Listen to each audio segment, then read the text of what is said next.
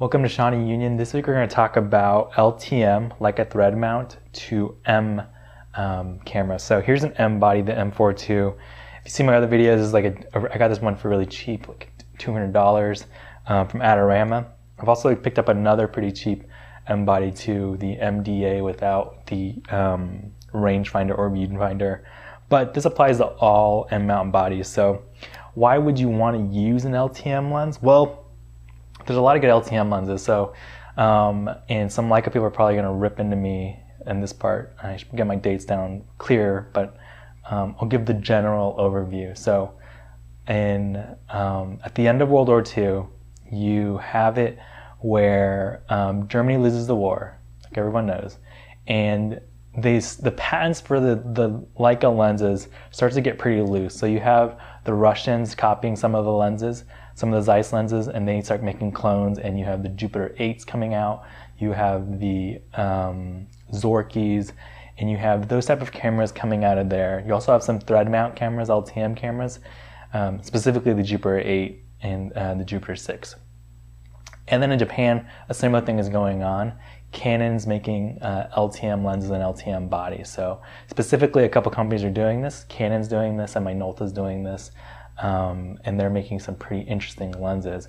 In this early period of time, Japan is like catching up. So they figure out a couple things. They're making some pretty good lenses. So Canon specifically makes a 50mm 1.4 called the Japanese Summilux, a 50mm 1.8, and then Nikon makes a 50mm 1.8 with a sonar formula, so that Zeiss formula. So these lenses are coming up and they're pretty good. At the same time, Leica is making some 50mm lenses too in the LTM, but they're not as good. So you have the Summicron, the Summiter, and I think the Sumar, all 50mm lenses, some of them collapsible, some of them rigid. And they have issues. So there's like a lot of issues with them. The glass gets, there's haze on the glass. The glass is softer, so there's cleaning marks, and there's a lot of issues. So during this period in the late 1950s, people are leaning towards these Japanese lenses, and they're leaning towards these Russian lenses if you don't have the money. So there's like a split, and the quality differences in Japan is like catching up. These Japanese camera companies, Canon and Nikon, break off into SLRs, and they go that way.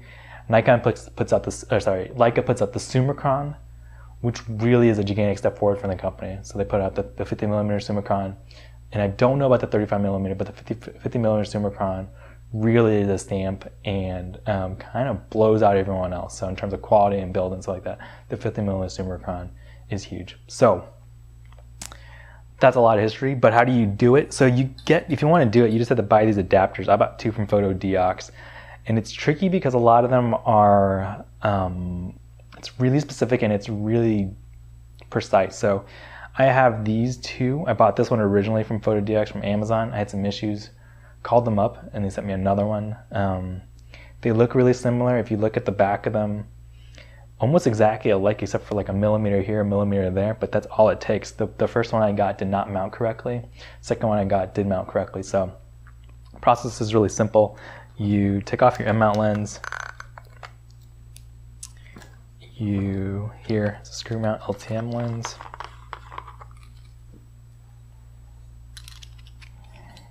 Screw it on. And then take this guy. Line up the red dots, drop it in, and now you're able to use a much cheaper 50mm lens on a much more expensive body. So last thing is I wouldn't get an M body to do this specifically. Like if you're gonna get an M body, you're better off getting the Summicron or saving up for that. If you're gonna get an M body and you want to use Canon on Nikon lenses with it exclusively, then just get the Canon LTM, Canon P or Canon 7. Those are amazing bodies. They're much cheaper.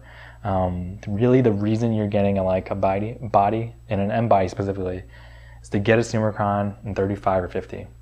And that's what the only recommendation I would say for anyone buying a Leica body. If you're not going to eventually get a 50mm Summicron or 35mm Summicron, then get something else. It's going to be much cheaper and pretty darn close in the end. The 50 1.8 Canon LTM lens is like 90%, maybe 95% of the way to a Summicron. The Summicron is like a little bit sharper around the corners and a little bit sharper overall, but not like $300-400 sharper. So when you add in the cost of the M body and then the cost of the lens, it's at least $400-500. So I got pretty lucky. I got both for under $600, but I think to get a reasonable 50mm Summicron and a Leica body would be at least $1,000. And for that price, you can get 4 or 5 Canon Ps with 50mm 1.8s. So from a financial point of view, that's the way I would go. But if you are going to do it, that's how you would do it. There's different types of adapters. This is the 50-75. There's also a 35, I think, 90. I'll double check on that. But you want to get different types of adapters because it pulls up different. There's one piece on here that pulls up the right cam. So when you're on a rangefinder, it kind of pulls up the right screen for you, and you want to make sure you buy the right one. So 50mm 75 is this one, and then your 35 is going to be different. Again, the 35mm Canon lenses are pretty great too. The Saranars, it came in 2.8, 3.2, and 1.8, all pretty great. So the Canon LTM lenses are pretty darn good. But I'm rambling too much about Canon stuff. But hope you guys enjoyed that video. If you guys have any more questions about LTM stuff specifically, let me know. And I'll try to do these quicker videos so I can get some more stuff out. But someone asked me on Twitter, and I thought it was a pretty good question. And there's a lot of cool stuff behind it too. So thank you guys. Bye.